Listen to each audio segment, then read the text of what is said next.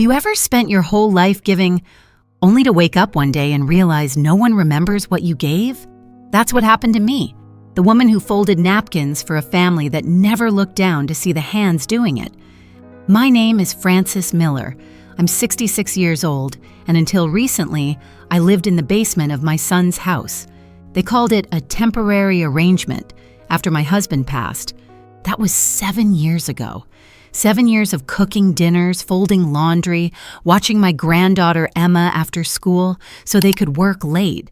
7 years of ironing his shirts, cutting coupons for her shampoo, slipping little bills into Emma's backpack just in case she needed lunch money.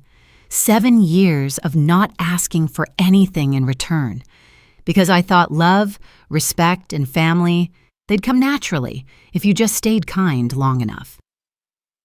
Every morning I made tea, laid out fresh towels, straightened the family photos on the mantle like I was still part of their frame. But over time, I noticed things, little things.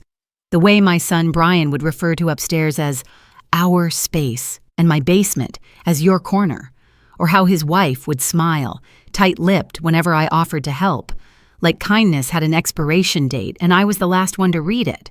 Still, I didn't complain. I told myself, this is what mothers do. We make space. We step back. We become invisible so our children can shine. But here's the truth no one tells you. The longer you stay quiet, the easier it is for them to forget you were ever there. I used to believe I was still holding this family together, like some thread they never had to think about, until one day I looked around and realized I'd become the rug they wiped their shoes on when they walked through the door. I didn't expect a thank you, but I didn't expect to be erased either. This isn't just a story about being left out of a birthday party. It's a revenge story in the quietest form, one where the weapon is not anger, but clarity. And clarity, it always comes at a cost. The moment didn't come with shouting, no slammed doors, no family blow-up. It came in the form of a quiet morning conversation over lukewarm tea. I had just taken Emma's favorite cake recipe from the cupboard, the same one I used every year since she was 3, when Brian stepped into the kitchen, phone in hand, eyes tired. He didn't sit down, just stood there shifting his weight like he was waiting for a bus, not to talk to his mother. "Mom," he said, glancing up once, "we're going to keep things simple this year, just friends. It's better if you don't come to Emma's party." I blinked. Better? For who? I tried to keep my voice even. Did something happen? Brian looked toward the hallway like he hoped someone else would say it for him. The name. Emma's at that age where she's, private. Having you there, well, it just feels uncomfortable for her.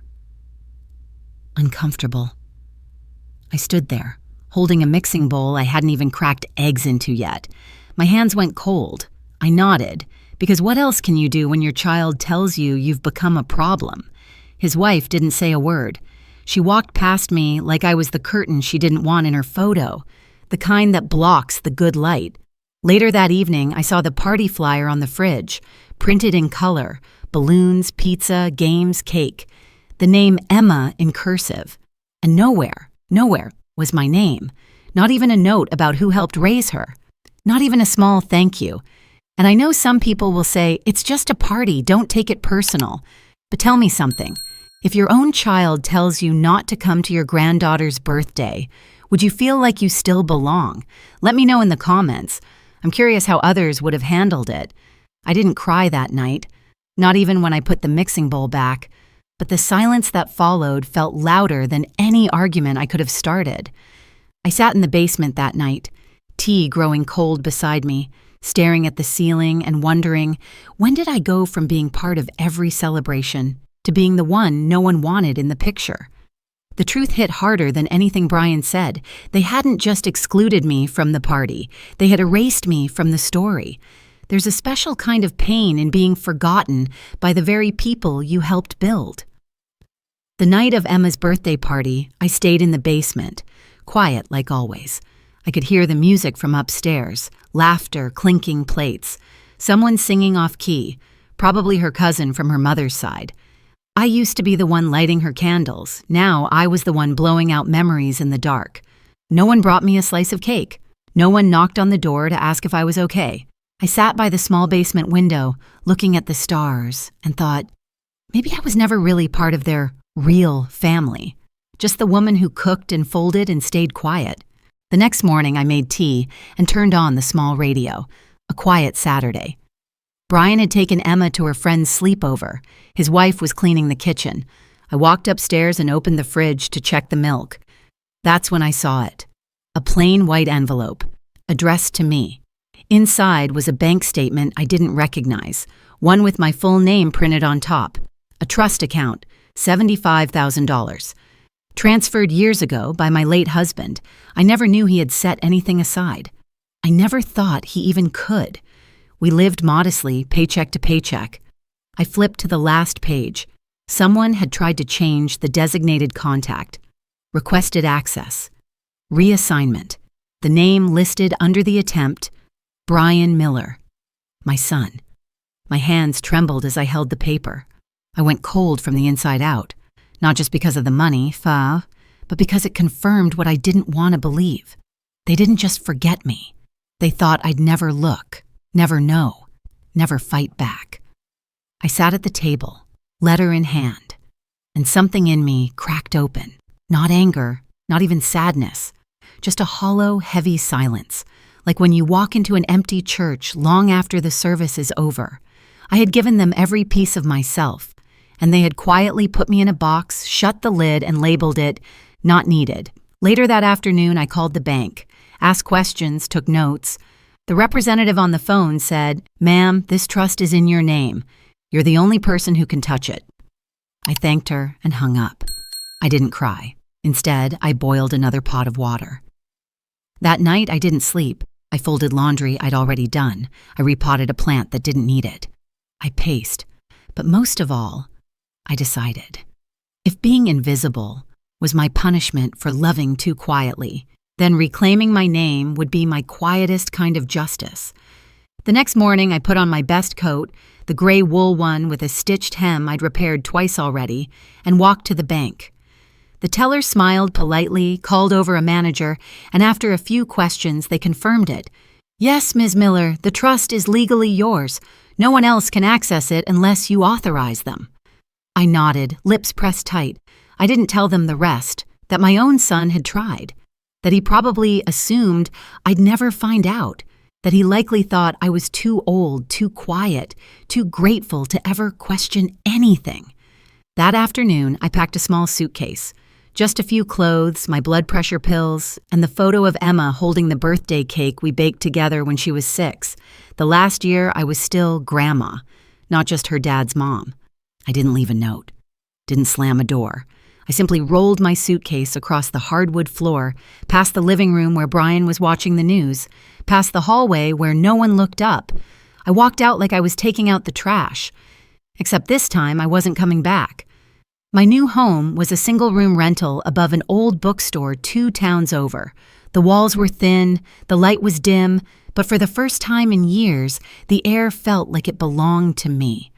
I made myself tea, sat down on a folding chair, and I breathed. For 3 days, I let the silence wrap around me. It didn't hurt like the silence at Brian's house. This one was mine, chosen, gentle. And then I got to work. I contacted the Midwest Women's Scholarship Fund, a small organization I'd read about once in the church bulletin. I told them I wanted to create a scholarship. The amount? $50,000. The condition? The student must write an essay titled, "Describe a person in your family whose contributions have gone unrecognized and how their quiet love shaped you." I signed the papers, named the scholarship after 2 people, my late husband and my granddaughter, Emma Jane Miller. I didn't do it for applause. I didn't do it for revenge. I did it so the story of someone like me would live in someone else's voice, a voice that might one day recognize what my family refused to see. That evening, I ate dinner by the window, a simple bowl of rice and steamed vegetables. No one interrupted me. No one criticized how I salted the broth. It was quiet, but this time it didn't mean I was forgotten. This time, it meant I was finally alone, on my own terms. I didn't disappear. I simply became untraceable to the ones who never bothered to ask where I was in the first place. Each morning, I brewed my coffee by hand. No more cheap pods or lukewarm refills from someone else's half-used pot. I bought my own beans, French roast, dark and bold, and steeped them slowly, watching the steam rise in curls like a quiet kind of ceremony. My world became smaller, but lighter. A folding table with a lace cloth, a chair that creaked when I leaned too far left, a bookshelf full of secondhand novels, a small window that faced an alley where kids skateboarded after school and the grocery boy whistled badly but earnestly. No one called. Not Brian, not his wife, not even Emma. And that hurt, I won't lie. But I also knew this. When people are more upset that you've stopped serving them than they ever were about how they treated you, their silence is confirmation, not a loss. The scholarship was approved. My bank confirmed the transfer. I mailed the final paperwork and kept the receipt tucked inside my journal, next to a photo of Emma in her preschool play, wearing a cardboard crown I'd stayed up past midnight to finish. Days passed. I knitted. I clipped coupons even though I didn't need to. I watched the world go by from my little window seat.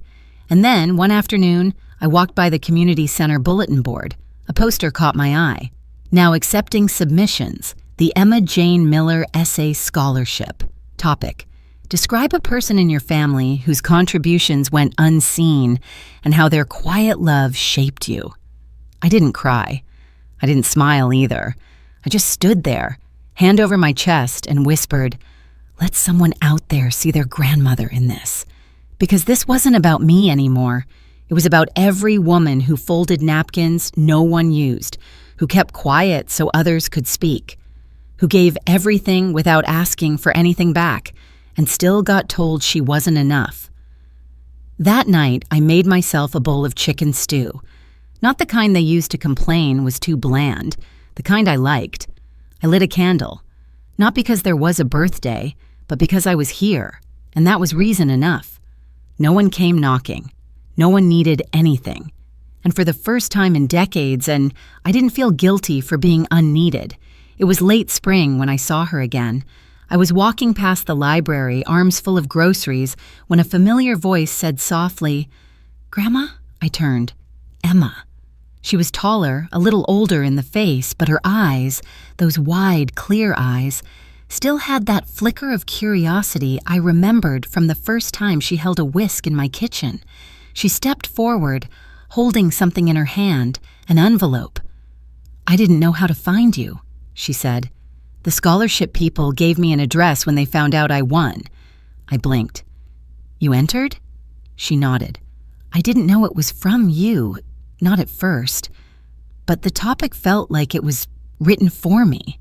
She pressed the envelope into my hands. "This is the essay. I thought you should have it." Back at my apartment, I sat by the window and opened it with trembling fingers. The paper was slightly wrinkled, corners bent, clearly read many times. She didn't ask for much. She folded napkins even when no one used them. She brewed tea no one drank. She made birthday cakes even when her name wasn't on the guest list. But I remember every single thing she did, and now I finally get to say it. Thank you. Halfway through the essay, I had to stop reading, not because it hurt, but because, for once, it healed something I didn't know was still bleeding. Emma stayed for dinner that night. We didn't talk about her parents. I didn't ask. She didn't offer. We just sat across from each other, 2 bowls of soup between us, a soft lamp casting warm light across the table. When she left, she hugged me tight and whispered, "I never forgot you." That night, I tucked her essay into the same drawer where I kept the original scholarship papers. I didn't need a framed certificate. That one page, her words, was enough. Brian never reached out, neither did his wife. And honestly, I didn't need them to. Because for women like me, victory doesn't come with applause. It comes with knowing you were never the problem. You were just too quiet to be appreciated, until someone learned how to listen.